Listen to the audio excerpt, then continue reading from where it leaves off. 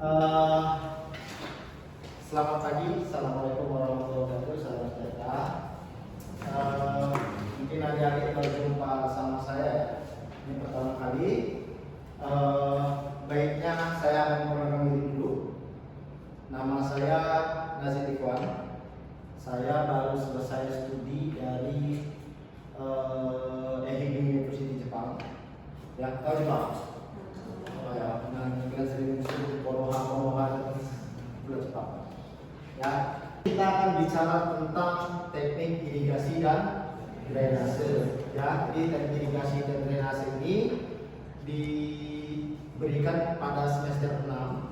Ya, dia SKS-nya ada 2+1 ya. Ada 2+1, ada 2 SKS perkuliahan dan ada 1 SKS praktikum perkuliahan. Ya, ini akan dibawakan oleh 3 orang. Nah ini, ya ada 3 orang. Nah, ini 3-3-nya fenomenal biasanya katanya. Ya, kenapa? Karena dapat nilai dari 3 orang itu sulit. Betul enggak? Betul. Ya, 3 orangnya agak sulit pastinya. Kayak saya belajar bagus. Ya, yang pertama itu ada saya sendiri Nazid Ikhwan, kemudian ada Pak Profesor Sumono, ya, kemudian ada Ibu Rima. Biasanya yang masuk di awal itu adalah saya. Ya, saya akan masuk beberapa pertemuan, biasanya sampai 5 atau 6 pertemuan. Kemudian akan masuk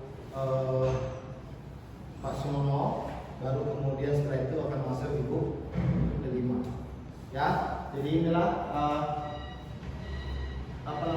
pengampu dari mata kuliah teknik irigasi dan drainase. Ya.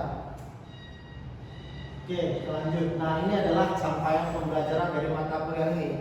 Jadi, prodi juga membebankan kepada mata kuliah ini, ya, capaian pembelajaran. Ada 2 capaian pembelajaran yang dibebankan. Yang pertama itu adalah mampu menerapkan matematika, sains, pertanian dan prinsip rekayasa engineering untuk membuat dan memodifikasi model rekayasa pertanian dan biosistem. Ya, jadi kita mampu menerapkan rumus-rumus sains ya kepada teori ini dan juga pada penerapan ini. Kemudian capaian pembelajaran yang kedua yaitu mampu menyelesaikan masalah rekayasa di bidang pertanian dan biosistem.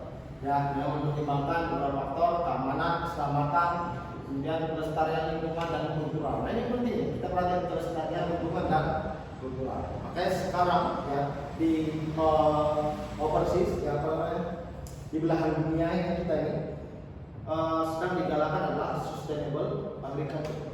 Ya, sustainable agriculture. Bagaimana kita tetap memproduksi ya, membudidayakan tapi tetap juga memperhatikan lingkungan. Ini penting. Kenapa? Karena ya Anda tahu sendiri kan sekarang lingkungan kita sudah berubah, alam kita sudah berubah, ya, sehingga kita harus menyesuaikan dengan perubahan itu sendiri. Oke, kita lanjut. Nah, jadi di mata kuliah ini kita akan membahas beberapa materi, di mana beberapa materi ini adalah tujuan Anda. Setiap pertemuan Anda harus paham dari materi-materi. Ya, yang pertama itu adalah pengertian dan klasifikasi irigasi, itu akan kita bahas pada hari ini. Ya, kemudian ada jenis dan sumber air irigasi.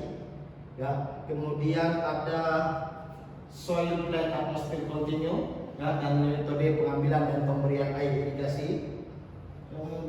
Kemudian ada bicara tentang konsep hubungan tanah dan air, ya, tanah dan air, bisa juga tanah dan air dan tanaman. Ya, kemudian ada konsep ketersediaan air bagi tanaman. Selanjutnya, ya, ada perhitungan kebutuhan air bagi tanaman. Ya, jadi air itu nggak asal kita siram saja, tidak asal kita berikan saja. Ya, misalkan nanti Anda penelitian, ya, misalkan penelitian. Sudah ada tapi penelitiannya belum? Sudah ya, misalkan Anda, siapa namanya? Farham misalnya mau memberi air pada tanaman, ya nggak hanya siram-siram saja, harus ada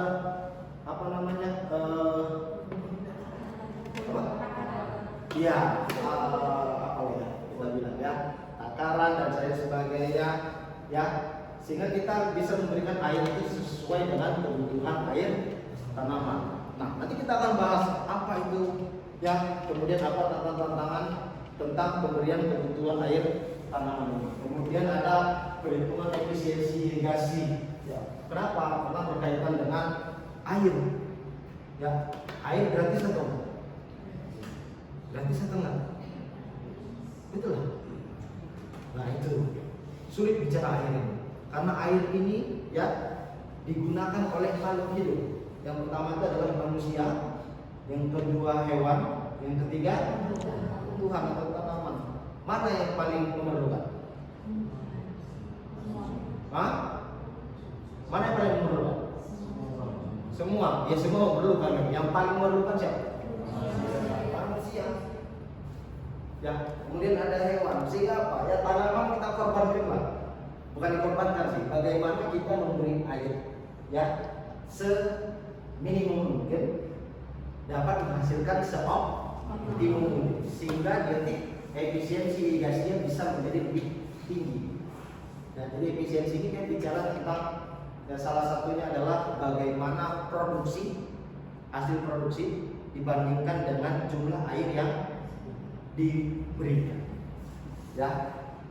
Oke, kemudian ada irigasi curah, ini juga nanti kita akan bahas juga irigasi tetes yang sekaligus ya.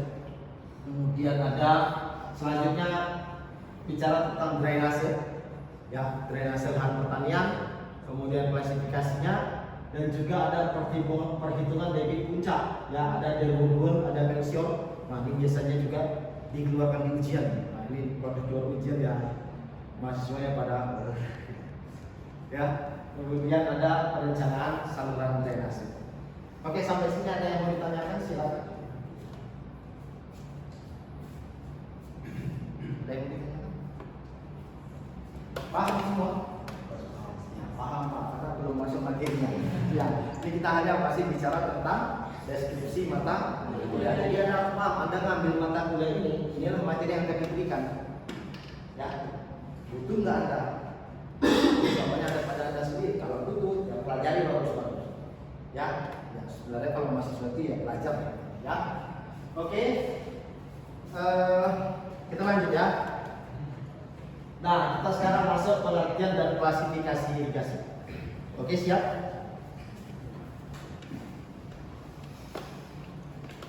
Ada yang mau komentar? Gambar-gambar itu Pak, silakan. Ada yang iya saya nggak tahu saya siapa namanya. Oke, silakan siapa namanya? Sebelumnya perkenalkan Pak, perkenalkan saya Paul Alexander. Paul Alexander. Oke, silakan komentar apa yang Anda lihat itu Pak. Untuk gambar di depan sendiri ini merupakan irigasi sprinkler Pak, atau bahasa Indonesia itu irigasi curah Pak. Sudah itu saja. Jadi mungkin sedikit jelasin sebenarnya Pak. Jadi air itu bakal disemprotkan dengan tekanan tinggi ke udara Pak. Baru nanti dia akan nyebar seperti hujan Pak. Baru pertama dia bakal membasahi permukaan tanaman yang bagian atas, baru nanti dia turun sampai ke tanah. Itu saja. Oke, terima kasih Alexander. Maulana. Oh, Paul Alexander. Terima kasih Paul Alexander. Ada lagi yang mau komentar? Silakan. Angkat tangannya. Ada? Silakan. Gary Matthew. Kamu namanya Gary Matthew, Pak? Yes, sir. Oke, good. Please explain what you do here. Yang saya lihat di situ Pak, menggunakan irigasi curah, dimana irigasi ini disemprotkan dari nozzle menuju ke permukaan, menuju udara. Setelah itu di udara air tersebut akan teragregat atau terpisah-pisah Pak, karena ada tekanan udara Pak, dan akan langsung jatuh ke tanaman, kemudian ke permukaan tanah. Oke, cukup. Terima kasih. Ada lagi yang mau komentar? Ada? Kamu mau komentar siapa namanya? Petri, silakan. Kamu. Jadi yang depan itu gambar dari irigasi curah dari sprinkler. Jadi di mana air itu pemberian air pada tanaman dengan cara menyemprotkan air ke udara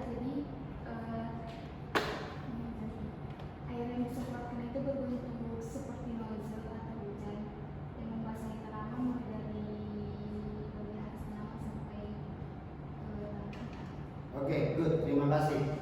Dari 3 orang yang saya minta pendapatnya, semua paham itu adalah sprinkler irrigation. Tapi tidak ada yang menjelaskan bahwasanya sprinkler irrigation ini harus diaplikasikan pada agroklimat yang sekian, pada tanaman yang bagaimana, pada daerah yang bagaimana. Ini harus dipahami.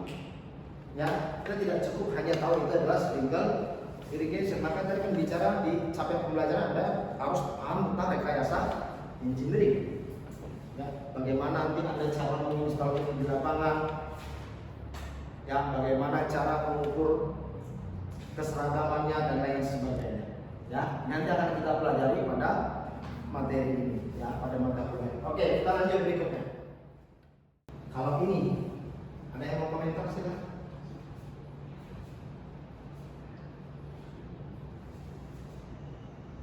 Lulus. Siapa yang punya pendapat? Pendapat.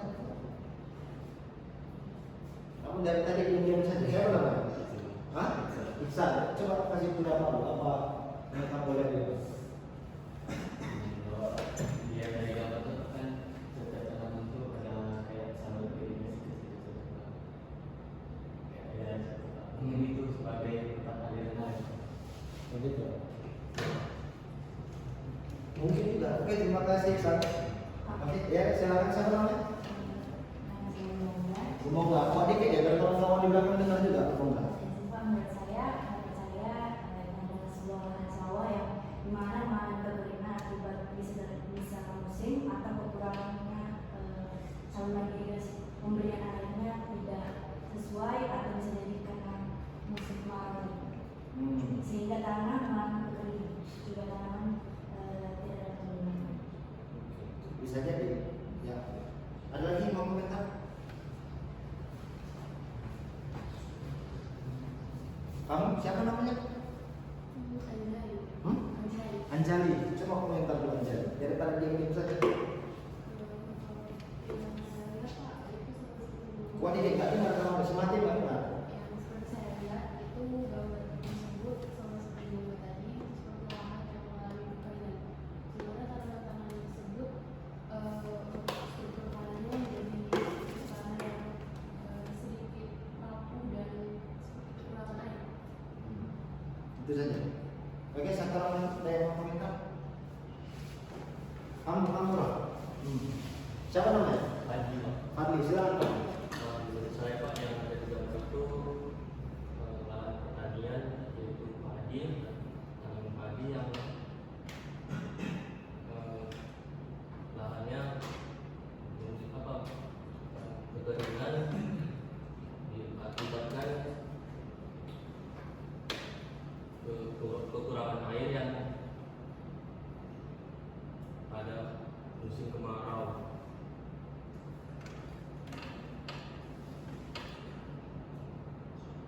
Bisa ya? Oke. Good ya. Terima kasih pendapatnya. Jadi, ya ini mungkin saja memang tidak diberi air.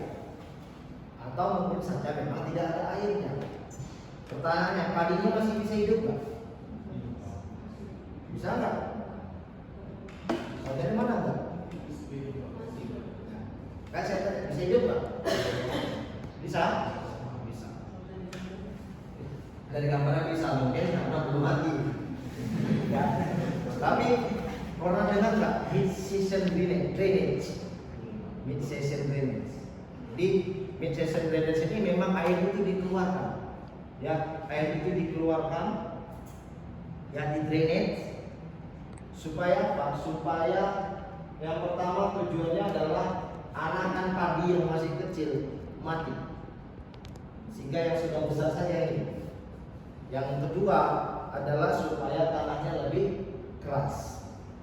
Ya, saya pernah mengukur ini dalam waktu 2 minggu setelah dikeringkan, kadar air itu sampai 20%. Ya, atau 0,02 meter kubik per meter kubik.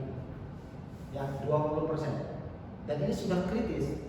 Ya, ini sudah kritis. Sehingga apa? Sehingga pada saat mencapai titik itu harus segera diairi. Ya, ini kalau diairi tanahnya balik lagi. Tapi yang pertama adalah penggunaannya tanahnya menjadi keras. Kalau tanahnya keras, nanti pada saat memanen menggunakan mesin akan lebih mudah.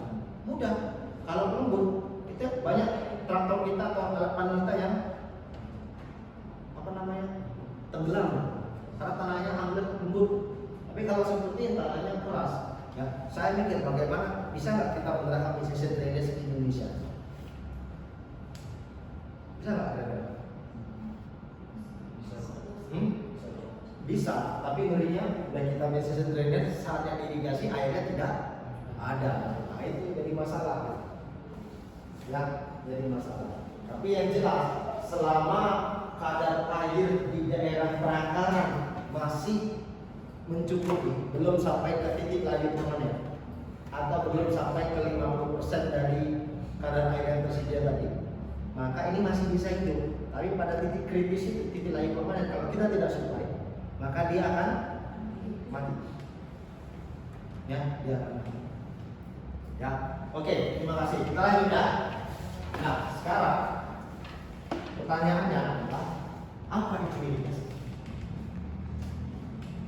Ya, tanaman, ya tanaman itu butuh 4 unsur. Yang pertama adalah sinar matahari, kemudian adalah udara ini di dalamnya adalah CO2, ya, kemudian ada nutrisi dan kemudian ada air, ya, nutrisi dan air. Jadi kalau Anda mau penelitian, jangan lupa ya, nutrisinya tetap diberikan, ya, sesuai basic basal dressing, ya, basicnya, ya. Karena apa? Karena kan Anda ini engineering, ya, tidak bicara tentang pengaruh pupuk dan lain sebagainya. Tapi pupuk itu harus diberikan. Kalau tidak, bagaimana tanamannya akan tumbuh optimal, ya. Nah, jadi kita bicara di mana? Kita bicara di air ini. Kita bisa di bagian sinar datang dari sinar matahari, ya. Nah, air seperti yang kita bicarakan tadi, dia tetap harus diberi sesuai dengan kebutuhan tanaman, ya, sesuai dengan kebutuhan tanaman. Berapa jumlahnya? Apakah harus 100% dari kapasitas lapangnya? Apakah harus 75% dari kapasitas lapangnya? Ya, atau harus 50% dari kapasitas lapangnya? Kalau 100% kan berarti full Anda kasih airnya kan? Kalau dikurangi 50%, kita bisa save airnya 50% dari kapasitas lapang tadi. Ya, tadi pertanyaannya adalah kalau 50% ini bisa nggak optimum pertumbuhannya? Ya, mahasiswa saya beberapa tahun sebelum saya berangkat sekolah, ya, juga melakukan penelitian ini. Dia coba 100% kapasitas lapang, 75% kapasitas lapang, dan 50% kapasitas lapang. Ya, jadi datanya hasilnya menunjukkan bahwa 75% kapasitas lapang sudah bisa memberikan air yang produksi yang optimum. 50%-nya ya rendah. Tapi 70%-nya sudah bisa mendekati yang 100%. Ya, kalau katanya 100%, ya, dengan 70% tapi produksi yang mendekati, lebih baik yang 75%. Airnya bisa lebih lebih hemat air. Ya, sehingga irigasi itu adalah suatu usaha pemberian air secara buatan. Ya, cara buatan maksudnya adalah memang kita yang memberikannya. Tanya, kapan bagusnya memberikan air irigasi?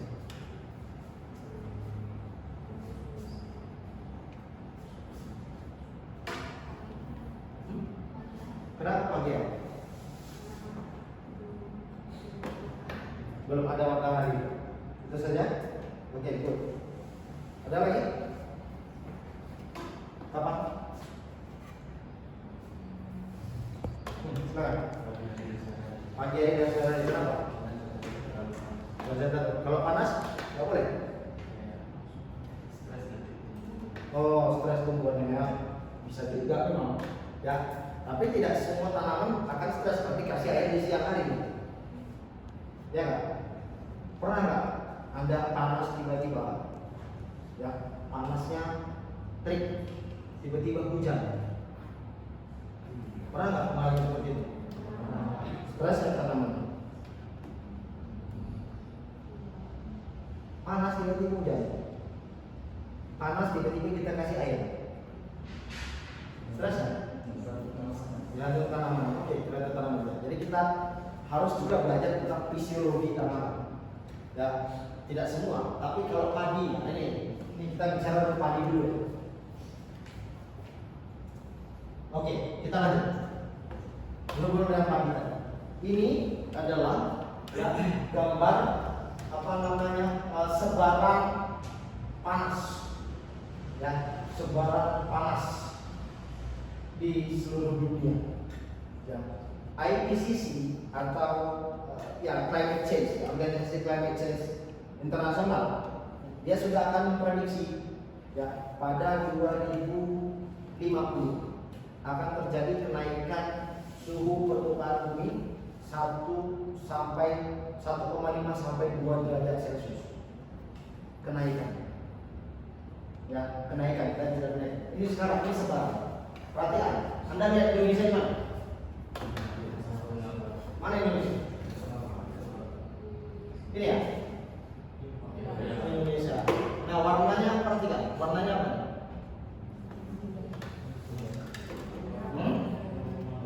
Kepimpinan ya. Kita lihat berapa nilainya? 0,2 sampai 0,5. Ini pada 2024. Artinya daerah kita sudah mengalami kenaikan suhu ya sekitar 0, ini anomalinya ya, anomali 0,2 sampai 0,5 ya. Nah, ini anomali suhu ya. 2024 menempati peringkat pertama ya, sudah 0,6 degree Celcius kenaikan ya. 2023 0,55. Bisa nggak turun? Bisa nggak turun lagi? Nah, ini perhatikan. Ini dari udah berapa nih? Udah 0,4 turun ke 0,3 ya. Ini perhatikan, ini udah mendekati 0,4 turun di bawah 0,3, udah mendekati 0,2. Apa itu? Pada saat kapan?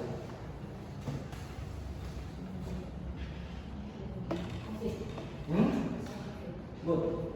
Waktu COVID, suhu kita turun lagi, ya turun. Tapi setelah dibebaskan aktivitas, saya mau melonjakkan, sharply, tajam sekali. Ya, tajam sekali sehingga apa? Ya, kita juga harus perhatikan bagaimana tadi kalau panas, misalkan ada panas, butuh air nggak? Butuh lebih banyak. Tanaman bagaimana? Ya, sehingga tadi kita bicara kapan memberikan air irigasi yang penting. Ya, kita harus perhatikan juga bagaimana kondisi lingkungannya. Nah, apa namanya peneliti-peneliti di belahan dunia ya, mereka sudah meneliti yang signifikan hot temperature, impact dari hot temperature, temperatur yang panas terhadap ya hasil dan juga kualitas beras. Kenapa? Karena tadi ada pengaruh langsung ya kenaikan suhu terhadap produksi beras. Saya lihat data BPS kita, mungkin saja juga kita sudah mengalami hal seperti itu. Ya, mungkin kita sudah mengalami seperti itu, tapi belum kita konsen ke sana. Nah, yang pertama, ya, temperatur, dia mempunyai usage, tahu? Ya, pada saat ya, usage itu maksudnya import, usage, ya, dari bawah. Pada saat suhunya rendah, produksi juga akan rendah. Pada suhunya optimum, produksinya bisa tinggi. Tapi pada suhunya tinggi, ya produksi juga akan menjadi rendah. Ini suhu rendah, ini suhu optimum, dan ini suhu rendah lagi. Nah, produksi bisa. Oke. Nah, sekarang kita bicara tentang klasifikasi irigasi. Sebelumnya ada yang mau ditanyakan tentang bagaimana irigasi dan tantangan yang terjadi saat ini? Tidak ada? Oke, tidak ada. Sekarang kita lanjutkan klasifikasi irigasi. Oke. Yang pertama kita bicara tentang irigasi genangan atau irigasi permukaan. Ya. Pernah dengar irigasi permukaan? Pernah lihat? Masa belum? Di sawah. Nah, ya. Jadi ada istilahnya sekarang ini ya, yang kita lihat di Indonesia itu ada continuous flooding. Ya, di genang seperti itu ya. Kemudian ada juga kita kenal istilahnya intermittent. Ya, intermittent atau bahasanya adalah alternate wet drying (AWD). Pernah kan? Pernah? Ya, jadi lahan itu diberi air, kemudian dibiarkan agak kering dikit sampai titik tertentu, kemudian dikasih air lagi. Ya, kemudian dibiarkan lagi, dikasih air lagi. Ya, dan juga sekarang juga coba diperhatikan bagaimana fase grain peeling tadi. Karena ini fase kritisnya. Ya, dari vegetatif ke generatif tadi. Ini kritis sampai ke panen. Ya. Makanya banyak mereka di ada baca jurnal-jurnal banyak yang membandingkan efek dari continuous dengan alternate wet drying. Ya, bagaimana efisiensinya, bagaimana produksinya, dan bagaimana kualitasnya. Oke, kemudian kita lanjut. Nah, ini apa? Hidroponik. Ya, hidroponik banyak metodenya ya, ada NFT dan lain sebagainya. DFT, aeroponik, tahu? Air, tahu? Pernah lihat? Belum? Udah?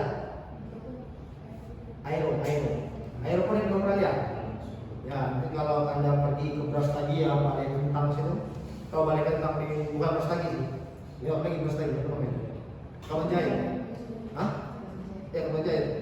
Ya, itu mereka sudah untuk membuat membesarkan benih tadi kentang itu mereka pakai aeroponik. Ya, saya dulu waktu masih macam kalian ini S1, saya sudah belajar aeroponik. Saya belajarnya di Bogor. Ya, di saya lupa nama daerahnya. Ya. Pokoknya di Bogor lah, Kabupaten Bogor. Ya, saya datang ke perusahaan, saya belajar diajari oleh ownernya langsung. Karena saat itu saya sedang mempelajari teknik-teknik untuk penelitian saya. Ya, tapi sampai sana saya diajari, ya, mantap juga ilmunya. Jadi saya bisa lihat langsung bagaimana hidroponik, bagaimana aeroponik. Ya. Oke, mungkin sampai sini ada yang mau ditanyakan? Ada? Paham? Oke, kalau sudah paham ya, baik. Nah, jadi ini ada tugas, ya, tugas untuk kalian minggu depan, ya, coba Anda cari penelitian-penelitian yang menerapkan membandingkan continuous flooding dengan alternate wet drying. Ya, kemudian Anda jelaskan, ya, Anda buat ringkasannya, ya, berikut lengkap dengan referensinya ya, ya minimal 2 halaman, ya. Kemudian nanti Anda submit melalui sistem kelas khusus.